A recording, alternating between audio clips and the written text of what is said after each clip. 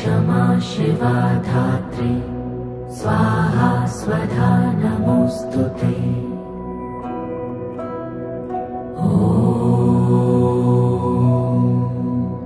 जयन्ती मंगला काली भद्रकाली कपालिनी दुर्गा क्षमा शिवा धात्री स्वाहा स्वधा नमोस्तुते।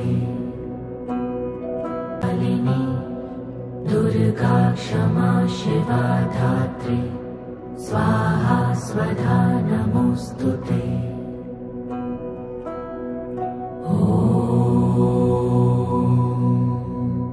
जयन्ती Mangla Kali. Om Namo Siddhadatriya Namaha. When the woman comes to the last stage of her life, she becomes capable to share her knowledge with everyone. The entire world is now getting the knowledge from her experience of life. This is the avatar who gives education needed for anyone in life. So, it's the date of her arrival. It's time to remember that knowledge have no limit. And Ma, Siddhadatri, like her name, gives knowledge. So, on this date, let's start a new beginning on the path of knowledge. Jai Mata Di. Thank you very much.